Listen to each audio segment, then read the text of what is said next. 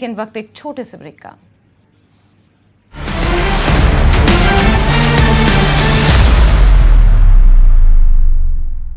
For viewers, India's largest news network, News18 Network.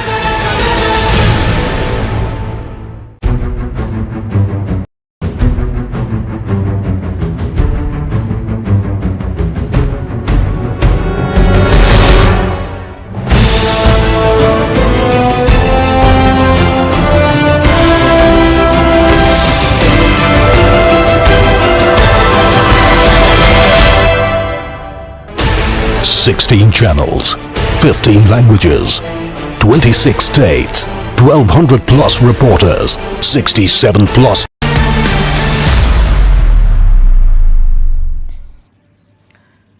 और खबरों के सिलसिले को आगे बढ़ाते हैं। इस मौके पर एलजी मनोज सिन्हा ने कहा कि एविक्शन ड्राइव के हवाले से कुछ लोग झूठा प्रचार कर रहे हैं। सरकारी जमीन हड़पने के लिए अपने पद का दुरुपयोग करने वालों को बख्शा नहीं जाएगा। अगर देश आत्मनिर्भर हो रहा है तो जम्मू कश्मीर को भी आत्मनिर्भर होना पड़ेगा, होना चाहिए। और हम कैसे विकसित राज्यों की श्रेणी में आवें, इस दिशा में हम सबको मिलकर के काम करने की आवश्यकता है। और इसके लिए आवश्यक है कि हम ज्यादा से ज्यादा रेवेन्यू जनरेट करें। मैं एक बात अभी के वक्त था, जो चार्टर्ड अकाउंटेंट एसोसिएशन से हैं, उन्होंने कहा जमीन, तो जमीन आपको दे दी गई। मैं आज ये घोषित करता हूं, आप सेंटर ऑफ एक्सेलेंस यहां बनाइए।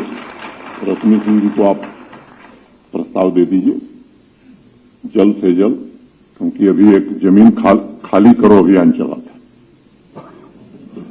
अब उस जमीन का उपयोग क्या होगा जो खाली हुई है, अवैध ढंग से जिन लोगों ने कब्जा किया था।